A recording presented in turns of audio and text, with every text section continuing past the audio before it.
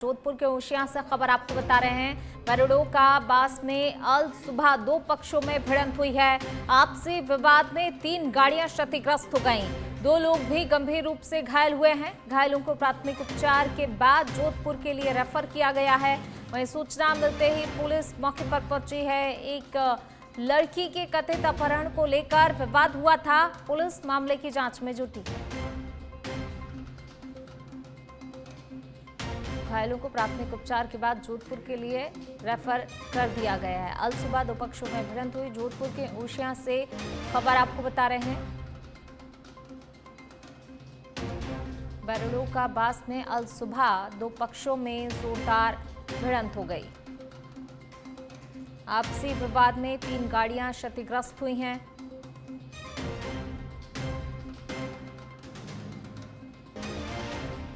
दो लोग गंभीर रूप से घायल हुए हैं।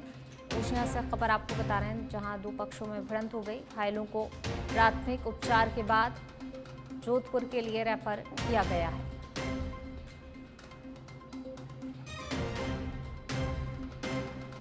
तो जोधपुर के ओशिया से ये खबर, जहां बरड़ों का बास में अल सुबह 2 पक्षों में जोरदार भिड़ंत हो गई। देखिए तस्वीरें आपको बता रहे हैं। ओशिया से खबर, जहां आपसी विवाद के चलते 2 पक्षों में जोरदार भिड़ंत हुई।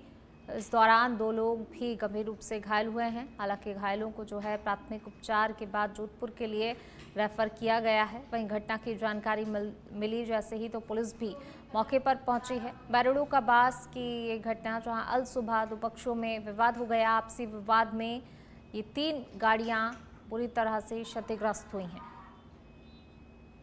वहीं 2 लोग गंभीर रूप से घायल हुए हैं। घायलों को प्राथमिक उपचार के बाद जोधपुर के लिए रेफर किया गया है।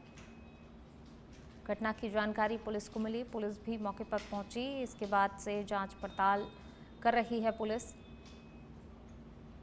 आपसी विवाद के चलते जो है 2 पक्षों में विवाद हुआ, जिसके दौरान जो है 3 गाड़ियां क्षतिग्रस्त हुई हैं। वहीं 2 लोग गंभीर रूप से घायल हुए हैं। घायलों का अस्पताल में इलाज जारी है और वहीं जो गंभीर घायल हैं उन्हें जोधपुर के लिए रेफर किया गया है। और ज़्यादा बातचीत के लिए ब्यूरो चीफ प्रदीप हमारे साथ जुड़ गए हैं।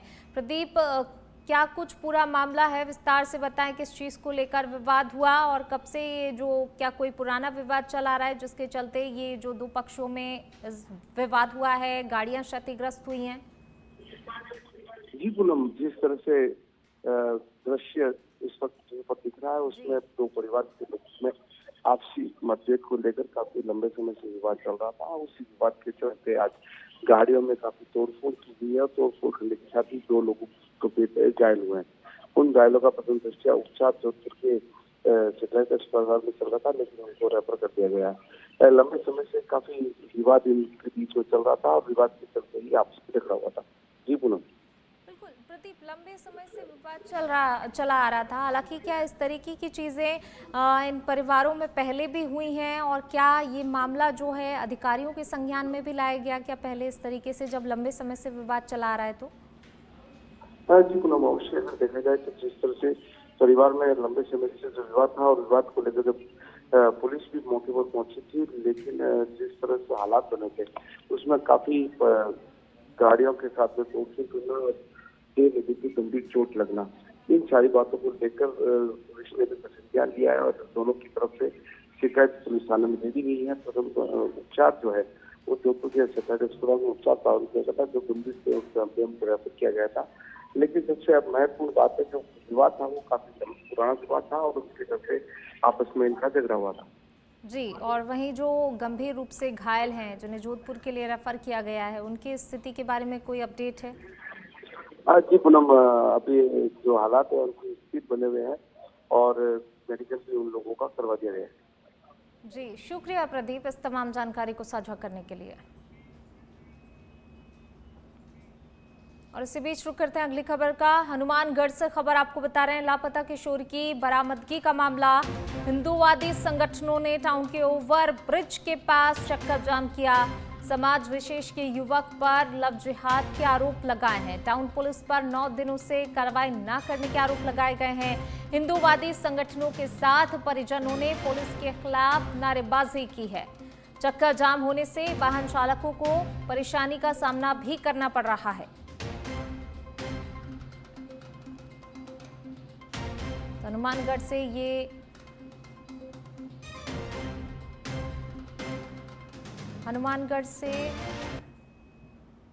तस्वीर आपको बता रहे हैं। ये देखिए हनुमानगढ़ की ये तस्वीरें, बड़ी संख्या में लोग यहाँ पहुंचे, जाम लगाया गया जिसके चलते जो वाहन चालक हैं उन्हें काफ़ी ज़्यादा परेशानी का यहाँ पर सामना करना पड़ रहा है। वाहनों की लंबी लंबी कतारें जो है इस वक्त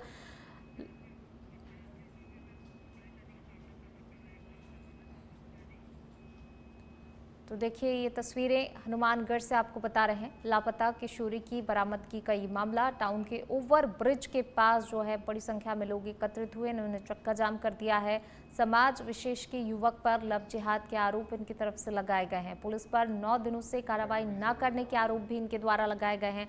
आक्रोशित काफ़ी ज़्यादा ये लोग लग रहे हैं और देखिए इसी के चलते जो है इनकी तरफ से चक्का जाम किया गया है। ऐसे में जो है वाहनों की लंबी कतारें वहां पर आपको नजर आ रही होंगी, किस तरीके से जो है वाहन खड़े हुए हैं। वाहन चालकों को परेशानी का सामना करना पड़ रहा है और ये टाइम ऐसा है कि देखिए वाहन चालक तो परेशान हो ही रहे हैं, लेकिन कहीं ना कहीं जो अभ्यर्थी जो परीक्षा देने के लिए निकले हुए हैं उन्हें भी यहाँ पर भारी परेशानियों का सामना करना पड़ रहा है इस चक्का जाम के चलते। अब इनकी तरफ से जो गंभीर आरोप हैं ये भी मांग पर अड़े हुए हैं। इनके साथ न्यायिक जाँच की मांग इनकी तरफ से की जा रही है। चलिए बढ़ेंगे आगे, बात अगली खबर की। टोंक के निवाई से बड़ी खबर आपको बता रहे हैं। देवधाम जोधपुरिया ट्रस्ट कार्यकारिणी भंग, निवाई एसडीएम ने तहसीलदार को प्रशासक लगाया है। कानून व्यवस्था को देखते हुए देवधाम जोधपुरिया ट्रस्ट में प्रशासक लगाया गया है। ट्रस्ट अध्यक्ष फूलचंद लांगड़ी का 3 साल का कार्यकाल पूरा हो चुका है। मंदिर के पूजा और धार्मिक अनुष्ठान परंपरागत तरीके से चालू रहेंगे। मंदिर संपत्ति और निधि संबंधी निर्णय प्रशासक ले सकेगा। पूर्व ट्रस्ट समिति का रिकॉर्ड 2 दिन में प्रशासक को देना होगा।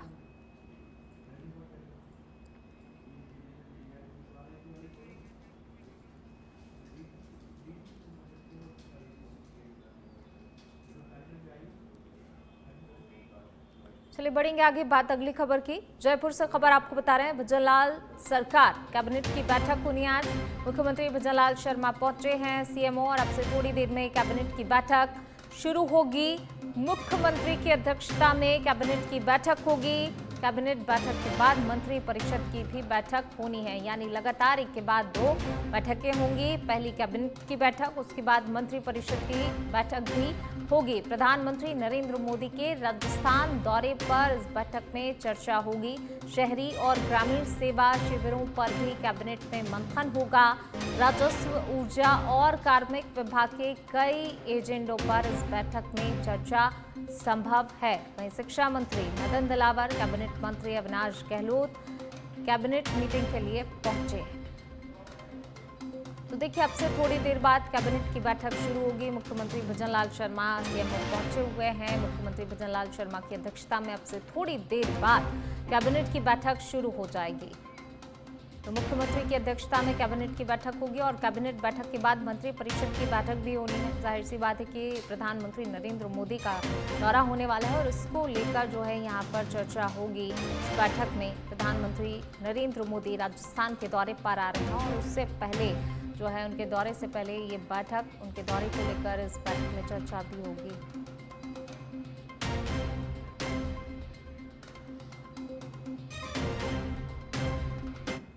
और चलिए अब आपको सीधी तस्वीरें बताते हैं जयपुर से, जहां पर राजप्लास्ट 2025 का उद्घाटन समारोह मुख्यमंत्री भजनलाल शर्मा ने शिरकत की है। जवाहरलाल नेहरू स्टेडियम परिसर में समारोह ये आयोजित हुआ है। समारोह में कृषि मंत्री किरोड़ी लाल मीणा और पीएचडी मंत्री कन्हैयालाल चौधरी भी मौजूद है। वहीं राज्य वित्त आयोग के अध्यक्ष डॉक्टर अरुण चतुर्वेदी भी मौजूद है। क्या कुछ कह रहे हैं आपको सुनवाते हैं। महत्व और बढ़ जाती है। ये जो सस्टेनेबल इकोनॉमी की बात आती है, हम आत्मनिर्भर भारत की बात करते हैं, स्वावलंबी भारत की बात करते हैं। उस आत्मनिर्भर भारत के लिए 2 तरह की आवश्यक है। हम जहाँ एक तरह से भारत के नागरिकों से इस बात की अपेक्षा है कि हम से अधिक भारत में निर्मित माल का उपयोग करें। प्रधानमंत्री जी भी लगातार इस बात को बोल रहे हैं। 2 दिन पहले भी उनका जो राष्ट्रगान संपादन आया है 17 तारीख को, उसमें भी उन्होंने इस बात को कहा कि हम दिवाली का अवसर आ रहा है, दशहरे का अवसर आ रहा है, अधिक से अधिक हम अपने देश में निर्मित चीज का उपयोग करें। ये एक तरह से उत्पादन का हम मैन्युफैक्चरर के नाते बात करें तो हमारे हित की बात है कि हमारा जो माल हम प्रोड्यूस कर रहे हैं और विशेष रूप से MSME का माल भारत के बाजार में सबका हम 140 करोड़ का बाजार है। इस बाजार में यही इसका कंजम्पशन हो तो दुनिया के किसी भी देश के दबाव में भारत को आने की जरूरत नहीं पड़ेगी और उस सब में से निकल करके हम एक बड़ी इकोनॉमी बन सकते हैं। आत्मनिर्भर भारत के नाम से दुनिया के सब देशों को चुनौती देने की स्थिति में आ सकते हैं। मैं पिछली 17 तारीख को देख रहा था, एक टेक्सटाइल के रूप में प्रधानमंत्री जी ने जब मध्य प्रदेश के धार में एक बड़ा पूरा कॉम्बो प्रोजेक्ट लगा कर काम किया, जहाँ एक ही चीज़ के ऊपर बहुत सारी चीज़ बना सकते हैं। क्या हम प्लास्टिक आज मैं मैन्युफैक्चरर एसोसिएशन के नाते से कहीं शोभन जी से दिग्विजय जी इन सबके सामने पेश रखते हैं, क्या ऐसा कोई चीज़ निकाल सकते हैं एक ही छत के नीचे हम कई सारे मैन्युफैक्चरर्स को एक स्थान दें, जिसके कारण से बहुत सारी चीज़ों के ओवरहेड्स का जो कॉस्ट आती है उस कॉस्ट को कम करके हम अपने कॉस्ट ऑफ प्रोडक्शन को कम कर सकते हैं, उसके माध्यम से बाजार में खड़ा कर सकते हैं अधिक, इसके कारण से। चलिए रुक करते हैं खबरों का। बीकानेर के खजुवाला से खबर, जहां नशे के खिलाफ दंतोर पुलिस की लगातार कार्रवाई जारी है। 10.810 ग्राम अवैध डोडा पोस्ट जब्त किया गया है। पुलिस ने 3 आरोपियों को भी गिरफ्तार किया है। आरोपियों के पास से कार भी जब्त की गई है। 8 PhD निवासी पवन और आकाशदीप सिंह और 5 PhD रावला निवासी गुरप्रीत सिंह को गिरफ्तार किया गया है। दंतौर पुलिस की पिछले 2 सप्ताह में अवैध डोडा पोस्ट के खिलाफ लगातार ये तीसरी कार्रवाई है। तो देखिए लगातार जो है पुलिस कार्रवाई कर रही है और अगर पिछले 2 सप्ताह की बात की जाए तो देखिए जो है अवैध डोडा पोस्ट के खिलाफ लगातार ये तीसरी कार्रवाई पुलिस की देखने को मिली है। 3 आरोपी गिरफ्तार किए गए हैं। बीकानेर के खजुवाला से खबर, डिग्गी में डूबने से 22 वर्षीय युवक की मौत हो गई है। डिग्गी से पानी निकालते वक्त युवक का पैर फिसल गया। खेत में बनी डिग्गी में डूबने से युवक की मौत हो गई। 25 KYD निवासी 22 वर्षीय गगनपाल सिंह की मौत हुई है। खजुवाला के 25 KYD की ये घटना बताई जा रही है। तो युवक का पैर फिसल गया और जिससे युवक जो है खेत में बनी डिग्गी में डूब गया, उसकी मौत हो गई है। 22 वर्षीय युवक की मौत हुई है।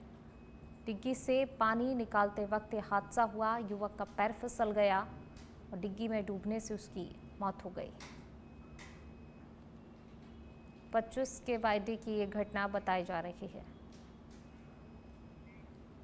राजस्थान कर्मचारी चयन बोर्ड द्वारा आयोजित चतुर्थ श्रेणी सीधी भर्ती परीक्षा 2024 का आगाज आज से हो गया। ये परीक्षा 3 दिवसीय कार्यक्रम के अंतर्गत 19 से 21 सितंबर 2024 तक आयोजित की जा रही। डीडवाना जिले में इस परीक्षा में कुल 42,048 परीक्षार्थी शामिल हो रहे हैं। आज आयोजित प्रथम पारी में 18 परीक्षा केंद्रों पर 7,008 अभ्यर्थी परीक्षा दे रहे हैं। सभी परीक्षा केंद्रों पर सुरक्षा और व्यवस्था के पुख्ता इंतजाम किए गए हैं।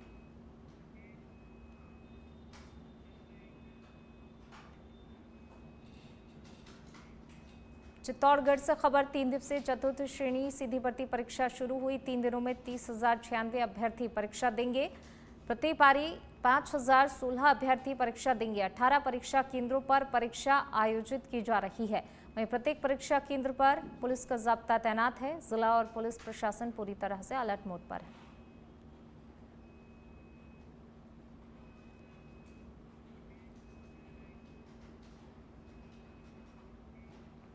बीकानेर से खबर, जहां चतुर्थ श्रेणी कर्मचारी भर्ती परीक्षा 55 परीक्षा केंद्रों पर परीक्षा आयोजित की गई है। 29 निजी और 26 सरकारी स्कूलों में सेंटर। जिले में 1,11,512 अभ्यर्थी पंजीकृत हैं। रोजाना 18,512 अभ्यर्थी परीक्षा देंगे। नकल रोकने के लिए विशेष बंदोबस्त किए गए हैं। 3 दिन 2 पारी में परीक्षा आयोजित होगी। 3 दिवसीय परीक्षा 2 पारियों में आयोजित की जाएगी। 28 डिप्टी कोऑर्डिनेटर, 10 फ्लाइंग दल और 18 पर्यवेक्षक तैनात किए गए हैं। 29 निजी और 26 सरकारी स्कूलों में सेंटर बनाए गए हैं। जिले में 1,11,512 अभ्यर्थी पंजीकृत हैं। चलिए बढ़ेंगे आगे। जयपुर से खबर, भजनलाल सरकार कैबिनेट की बैठक आज होनी है। मुख्यमंत्री भजनलाल शर्मा पहुंचे हैं सीएमओ। अब से थोड़ी देर में कैबिनेट की बैठक शुरू हो जाएगी। मुख्यमंत्री भजनलाल शर्मा की अध्यक्षता में ये बैठक होगी, कैबिनेट की बैठक होगी। इसके बाद जो है मंत्री परिषद की बैठक भी आयोजित की गई है। प्रधानमंत्री नरेंद्र मोदी के राजस्थान दौरे पर चर्चा होगी। प्रधानमंत्री नरेंद्र मोदी का जो है राजस्थान का दौरा होने वाला है और उसको लेकर इस बैठक में चर्चा होगी। साथ ही शहरी और ग्रामीण सेवा शिविरों पर भी कैबिनेट में विचार मंथन होगा। वहीं राजस्व, ऊर्जा और कार्मिक विभाग के एजेंडों को लेकर भी चर्चा यहां पर संभव है। शिक्षा मंत्री मदन दिलावर, कैबिनेट मंत्री अविनाश गहलोत पहुंचे हैं कैबिनेट मीटिंग के लिए। मुख्यमंत्री भजनलाल शर्मा पहुंच चुके हैं सीएमओ और अब से थोड़ी देर में कैबिनेट की बैठक शुरू होगी। कैबिनेट की बैठक के बाद जो है मंत्री परिषद की बैठक भी रखी गई है।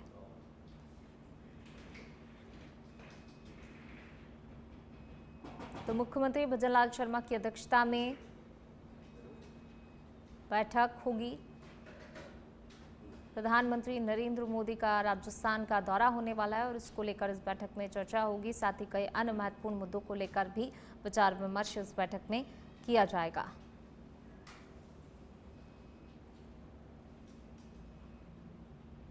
मुख्यमंत्री भजनलाल शर्मा की अध्यक्षता में कैबिनेट की बैठक होगी। कैबिनेट बैठक और इसके बाद मंत्री परिषद की बैठक भी आयोजित की गई है। कई महत्वपूर्ण मुद्दों को लेकर इस बैठक में चर्चा होगी। भजनलाल सरकार कैबिनेट की बैठक है और अब से थोड़ी ही देर में बैठक शुरू हो जाएगी। देखिए तस्वीरों में आप, शिक्षा मंत्री मदन दिलावर पहुंचे हुए हैं। मुख्यमंत्री और ज़्यादा बातचीत के लिए हमारे पॉलिटिकल एडिटर लाल सिंह फौजदार जी हमारे साथ जुड़ गए हैं। लाल सिंह जी, अब से थोड़ी ही देर में कैबिनेट की बैठक शुरू होने वाली है, क्या कुछ अपडेट? बांसवाड़ा में पीएम मोदी के दौरे से पहले ये सीएम भजनलाल शर्मा कैबिनेट की अहम बैठक है पूनम, और इसमें सबसे अहम मुद्दा भी पीएम मोदी का दौरा ही रहेगा। दौरे को लेकर किस तरह का कार्यक्रम रहेगा, किस तरह की रूपरेखा रहेगी, किस तरह पूरे कार्यक्रम को क्रियान्वित करना है, इन तमाम विषयों को लेकर चर्चा हुई। इसके साथ ही शहरी शिविर और ग्रामीण शिविर जो अभी हाल ही में 17 सितंबर से 2 अक्टूबर तक सेवा पखवाड़ा के तहत आयोजित किए जा रहे हैं, उनको लेकर बात होगी। उनको और कैसे बेहतर किया जाए, उनका फीडबैक किस तरह का है और कैसे इन शिविरों के जरिए अधिक से अधिक आम जनता को राहत मिल सके, उनके काम हो सके और क्या अच्छा किया जा सकता है, इस बात पर चर्चा होगी। इसके साथ ही कुछ जनहित के मुद्दों पर मोहर लगेगी। सौर ऊर्जा को लेकर भी कुछ अहम फैसले आ सकते हैं। कुछ जमीनों के आवंटन के मामले हैं, उनका भी निपटारा कैबिनेट की मीटिंग में होगा। तो कुल मिला के पीएम मोदी की दौरे को लेकर, शहरी और ग्रामीण शिविरों को लेकर और साथ ही जनहित के कई मुद्दों को लेकर आज कैबिनेट की मीटिंग में चर्चा हो रही है। इसके बाद मंत्री परिषद की मीटिंग होगी और 1:30 बजे कैबिनेट की मीडिया ब्रीफिंग होगी, जिसमें मीडिया के माध्यम से जनता के सामने बताया जाएगा कि आज भजनलाल कैबिनेट में किन अहम मुद्दों पर मोहर लगी है। जी शुक्रिया लाल सिंह जी इस तमाम जानकारी को साझा करने के लिए। तो देखिए कुछ ही देर में अब कैबिनेट की बैठक शुरू होने वाली है, महत्वपूर्ण बैठक। कोटा जिले की रामगंज मंडी के NH52 4 लेन पर बड़ा हादसा होते होते टल गया। सुकैत बसियाखेड़ी ढाबे के पास LPG गैस सिलेंडर से भरी एक पिकअप अनियंत्रित होकर पहले सड़क किनारे खड़ी कार से जा टकराई और करीब 100 मीटर आगे जाकर पलट गई। हादसे में दर्जनों सिलेंडर सड़क पर बिखर गए। गनीमत रही कि कोई भी सिलेंडर नहीं फटा, वरना एक बड़ा विस्फोट हो सकता था। हादसे में पिकअप और कार बुरी तरह से क्षतिग्रस्त हो गई।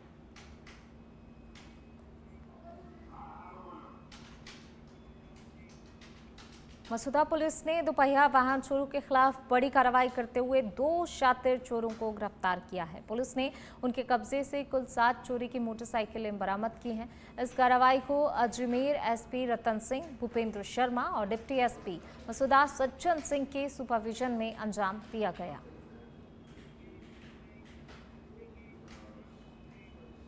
झुंझुनू जिले में विद्युत विभाग के दफ्तरों की जर्जर हालत देखने को मिली है। कर्मचारियों और उपभोक्ताओं के लिए अब खतरा बनती जा रही है। कई बार शिकायतों और ज्ञापनों के बावजूद भी मरम्मत का काम नहीं हो पाया है। ताजा मामला चिड़ावा का है, जहां सहायक अभियंता कार्यालय की छत का प्लास्टर अचानक से भरभरा कर नीचे गिर गया।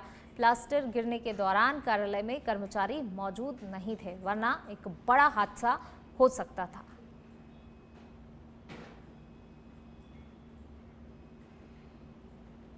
अजमेर विद्युत वितरण निगम लिमिटेड चिड़ावा सहायक अभियंता कार्यालय में आज प्लास्टर भरभरा कर गिर गया। मौके पर बड़ा हादसा होने की गनीमत रही। मौके पर कार्मिक बाहर गया था, जिसके कारण वो बच गया, वरना बड़ा हादसा हो सकता था। इस संबंध में कई बार बिजली विभाग कार्यालय में हादसे हो चुके हैं, जिसके संबंध में झुंझुनू शहरी कार्यालय, ग्रामीण कार्यालय व नवलगढ़ की बिल्डिंगें खराब पड़ी है।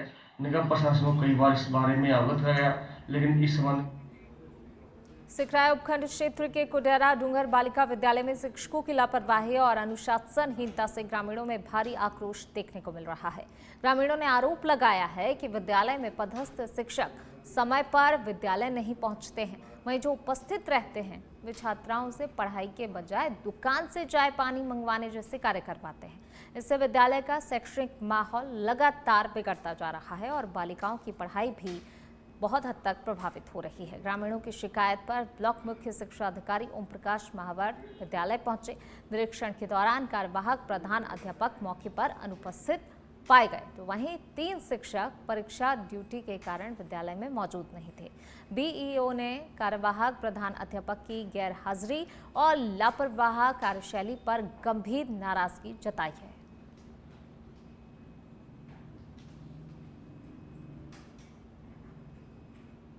इसकी जांच कमेटी बैठा के जांच करवाएंगे। जो पीओ साहब है, इन्होंने जो कार्रवाई की है इनके खिलाफ, उसकी रिपोर्ट आने के बाद में आगे उच्च अधिकारियों को प्रेषित करेंगे और जो भी नियमानुसार कार्रवाई होगी वो करेंगे। इसकी जांच। सिरोही के शिवगंज से खबर, झूलते बिजली के तारों से डांडिया महोत्सव में करंट का डर बना हुआ है। छावनी क्षेत्र स्थित बायोसा माता मंदिर परिसर में नीचे झूलते बिजली के तार खतरे का कारण बने हुए हैं। स्थानीय लोगों ने बताया कि ये तार कभी भी बड़े हादसे को न्योता दे सकते हैं। इसको लेकर कई बार विभाग को लिखित और मौखिक शिकायत की गई, लेकिन कोई भी कार्रवाई नहीं हुई। स्थानीय जनता ने प्रशासन से तत्काल इस ओर ध्यान देने की मांग की है।